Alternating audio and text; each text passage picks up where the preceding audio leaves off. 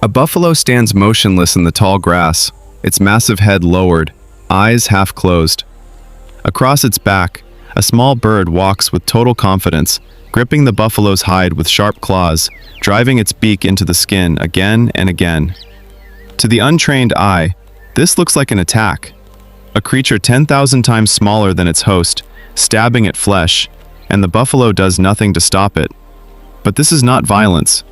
This is one of the oldest partnerships in the African wild, and it is far stranger than it first appears. This is the story of the oxpecker, and the giant that depends on it to survive.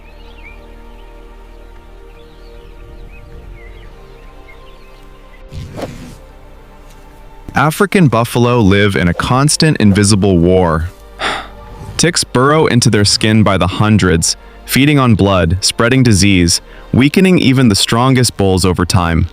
A single buffalo can carry thousands of ticks across its body, in places its own tongue and hooves cannot reach. The ears, the eyelids, the soft skin around wounds. Left unchecked, this burden alone can drain an animal's strength long before any predator gets close. Buffalo cannot groom these parasites away alone. They need help, and that help arrives on wings.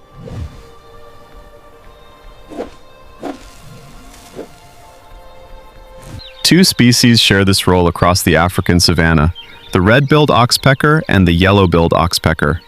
Roughly the size of a starling, these birds have built their entire existence around the bodies of large mammals. Their claws are curved and unusually strong, built for gripping hide rather than branches. Their tails are stiffened, pressed against the animal's body for balance, much like a woodpecker braced against a tree. Everything about them has evolved for one purpose: to live on the backs of giants.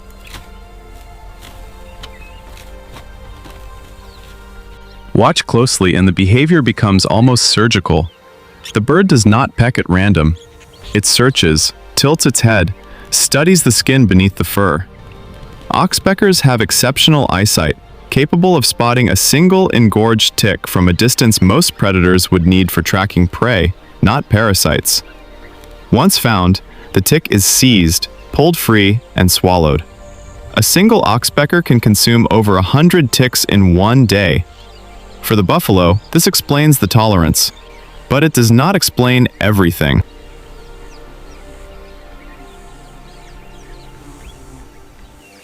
Because the birds do not stop at ticks, they move toward the ears, the eyelids, the nostrils, places thick with dirt and dead skin, and the buffalo allows this too.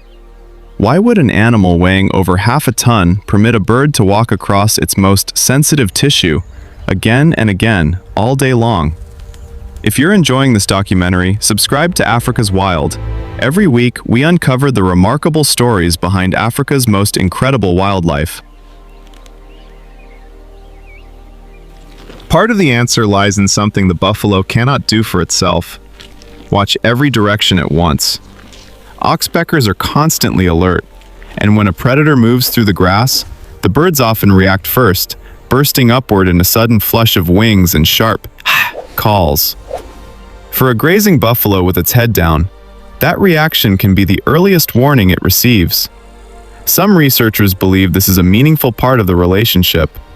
Others argue the evidence is inconsistent and that the birds are reacting to protect themselves, not to protect the buffalo. Either way, the buffalo appears to respond to these alarm calls, lifting its head, tensing, watching. For the oxpecker, the benefit is more straightforward. A host animal offers a moving buffet, constant access to food, and a built-in escape from ground predators that could never catch a bird taking flight from a buffalo's back. It is a life built almost entirely upon another creature's body. But here is where the story turns. Oxpeckers do not only remove parasites, they also feed on blood, and not just from ticks. Studies have shown that both species will deliberately peck at existing wounds on their hosts, reopening scabs, keeping injuries raw, drinking directly from the source. What looks like grooming can sometimes become something closer to exploitation. A relationship celebrated for decades as one of nature's clearest examples of mutual benefit turns out to be more complicated. and scientists are still divided on how to interpret it. Some researchers argue the wound feeding is rare enough that the parasite removal still outweighs the cost, making this a case of true mutualism, both species benefiting from the exchange. Others describe the relationship as closer to parasitism in disguise, where the bird's presence may do more harm to open wounds than the tick removal does good.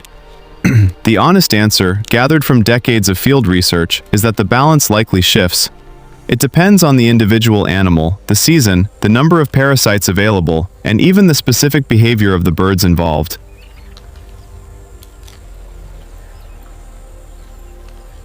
Buffalo are not the only hosts.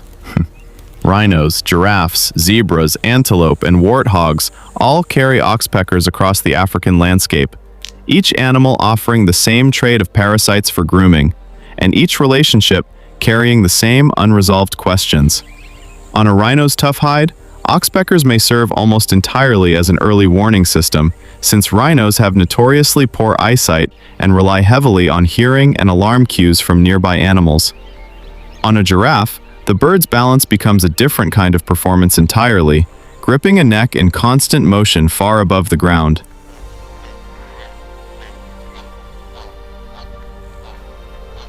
Despite the uncertainty, despite the wounds, despite decades of scientific debate, this relationship has endured for millions of years. That alone tells its own story.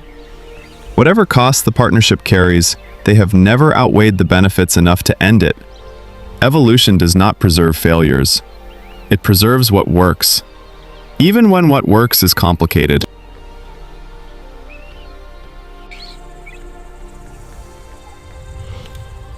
What first appears to be a simple act of grooming, a small bird cleaning a giant skin, reveals itself as something far more intricate, a relationship built on mutual need, quiet risk, unresolved science, and millions of years of shared survival.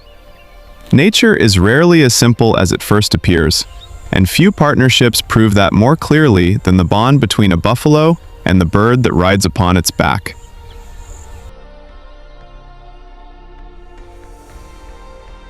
If you enjoyed this documentary, subscribe to Africa's Wild for more stories about the remarkable animals of Africa.